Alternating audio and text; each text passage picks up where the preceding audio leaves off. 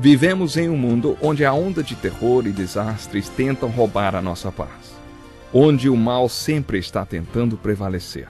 Mas vemos pela palavra de Deus desde o Antigo Testamento que o cuidado de Deus para com aqueles que o temem e o buscam é muito real e permanente. Fique atento a mais um programa Encontro com a Palavra. Aqui apresentamos a palavra de Deus como resposta a todas as mais difíceis questões da vida. Agora com você, Pastor Edson Bruno.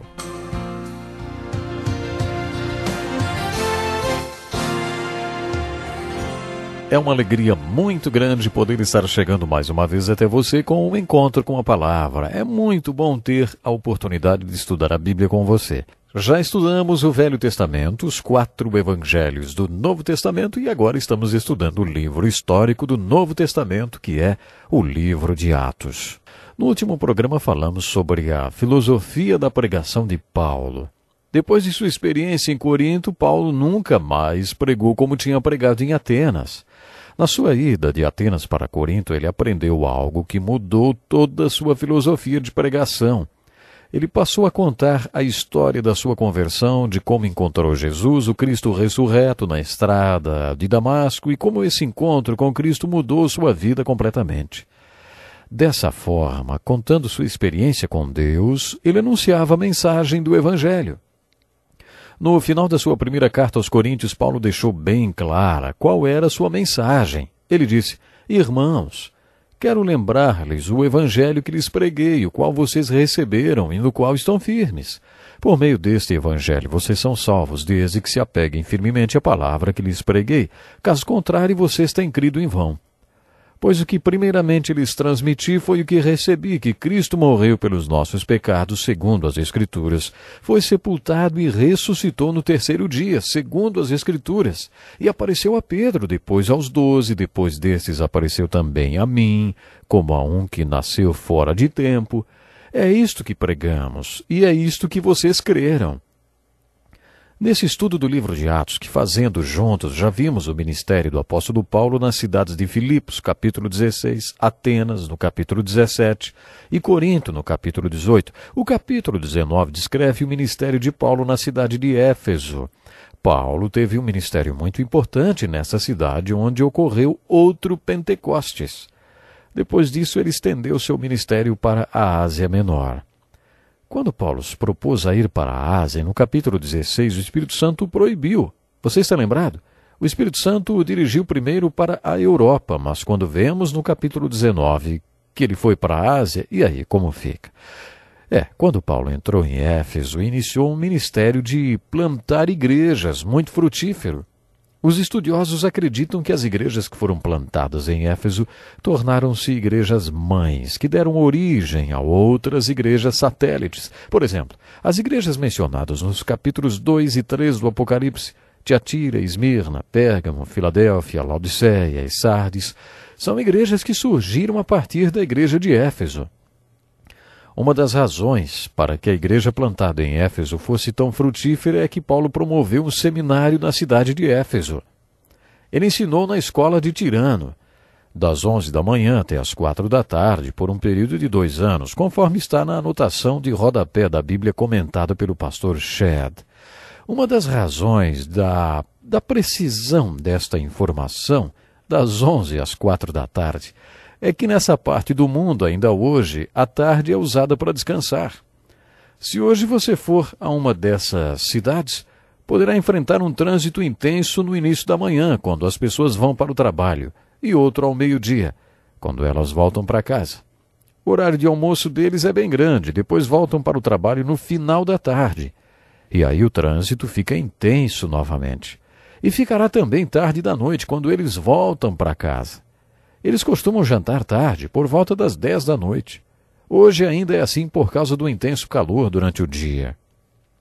Quando Paulo estava em Éfeso, trabalhou confeccionando tendas.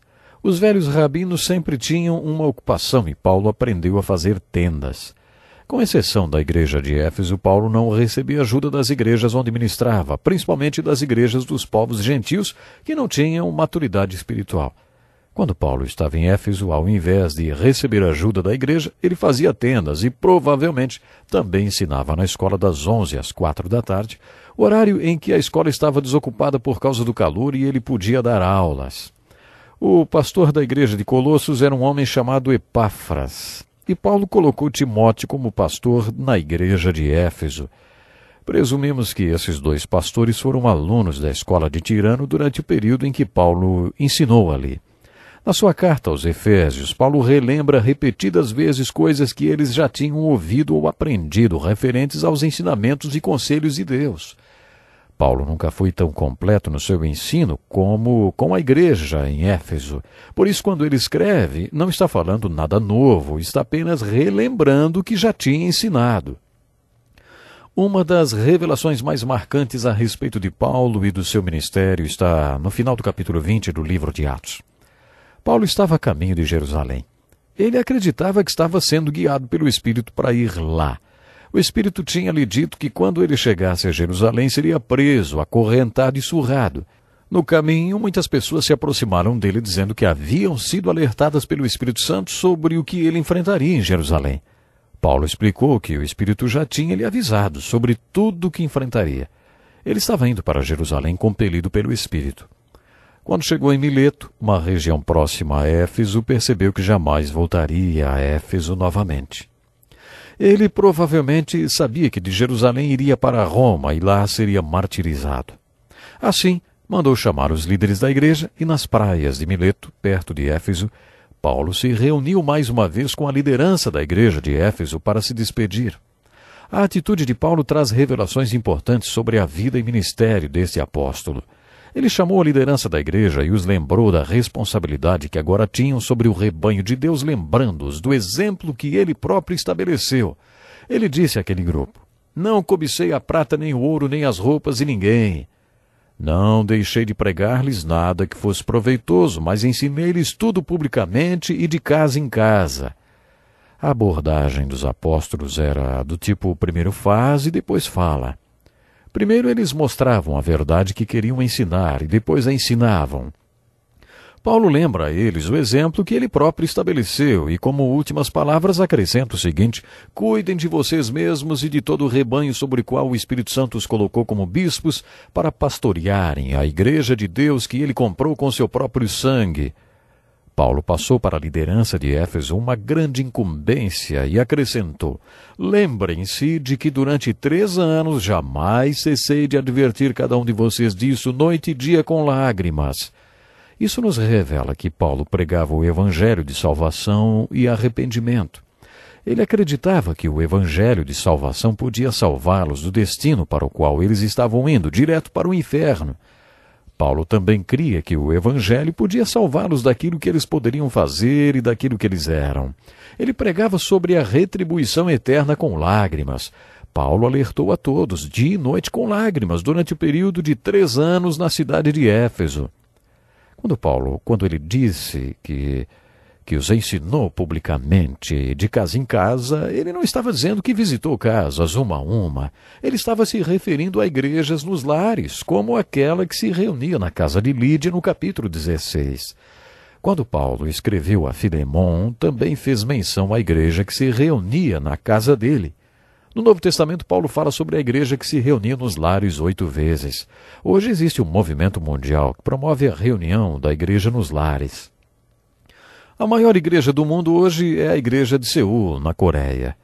A igreja de Seul possui mais de 500 mil pessoas e o seu segredo é o que chamamos hoje de grupos nos lares ou grupo de células. O movimento da igreja nos lares ou o movimento da igreja em células. A igreja em células foi o que fez a igreja de Seul, na Coreia, ser a maior igreja do mundo. Tudo aconteceu conforme eu entendo, porque o pastor estava doente demais para fazer tudo sozinho. Ele não podia ser aquele super pastor para a sua igreja. Por isso, delegou a responsabilidade do rebanho para outras pessoas, para os vários líderes. Às quartas-feiras, ele se reunia com os 24 mil líderes e passava para eles a estratégia da igreja. Esses líderes passavam a estratégia para suas igrejas nos lares, as células. No domingo, todos se reuniam no grande templo. Eles tinham uma congregação de milhares de pessoas porque já tinham se reunido antes nos lares. Este era o padrão da igreja na sua primeira geração. E foi isso que Paulo quis dizer quando disse: "Ensinei-lhes tudo publicamente de casa em casa." Aquela última reunião de Paulo com os Efésios era provavelmente com os pastores de todas aquelas igrejas nas casas, nos lares, de todas aquelas células, vamos dizer assim. Aparentemente foi assim que a igreja de Éfeso foi estruturada. As últimas palavras de Paulo para os líderes de Éfeso foram muito bonitas. Agora eu os entrego a Deus e a palavra da sua graça, que pode edificá-los e dar-lhes herança entre todos os que são santificados. Em tudo o que fiz, mostrei-lhes que, mediante trabalho árduo, devemos ajudar os fracos, lembrando as palavras do próprio Senhor Jesus que disse: há maior felicidade em dar do que em receber. Como já mencionamos, Paulo trabalhou em Éfeso fabricando tendas e não aceitou nenhum tostão de ninguém. Ninguém podia acusá-lo de pregar e ensinar para ganhar algo de alguém. Vocês mesmos sabem que estas minhas mãos supriram minhas necessidades e as de meus companheiros, ele diz. Além de se sustentar, Paulo ainda sustentou todo o seu grupo de missionários porque queria que eles aprendessem sobre a verdade de Jesus. Há maior felicidade em dar do que em receber. Essa é uma das motivações que se tem de se trabalhar ou para se trabalhar. Se você trabalha duro e ganha o seu dinheiro, você tem algo para dar e pode aprender que é mais abençoado aquele que dá do que o que recebe. Lemos nesse texto de Atos que Paulo disse aos líderes efésios que não os veria mais. Todos choraram muito e, abraçando-o, o beijaram.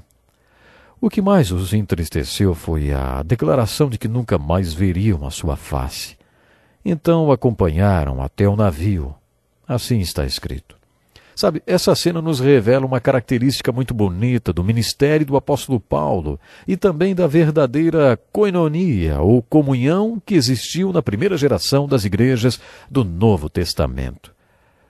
Infelizmente eu tenho que encerrar o programa de hoje. Mas antes, deixo como desafio as palavras de Paulo. Agora eu os entrego a Deus e a palavra da sua graça, que pode edificá-los e dar-lhes herança entre todos os que são santificados. Que a graça do Senhor esteja sobre você e o faça crescer. Escreva-nos. Gostaríamos de saber se você está crescendo na sua fé. Você tem alguma dúvida que gostaria que respondêssemos? Então nos escreva hoje mesmo.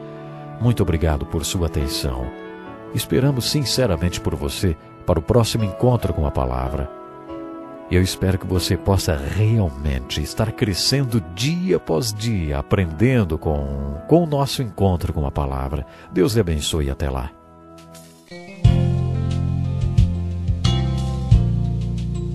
Que lição importantíssima. Obrigado, pastor Edson Bruno. Prezado ouvinte, coloque em prática o que você ouviu aqui. Sem dúvida, sua vida será grandemente abençoada. Este é um estudo escrito pelo Dr. Dick Woodward, na voz do pastor Edson Bruno. Escreva-nos e solicite o material. Nosso endereço é Encontro com a Palavra, Caixa Postal 2011, CEP 89201-970, Joinville, Santa Catarina. Até o nosso próximo Encontro com a Palavra.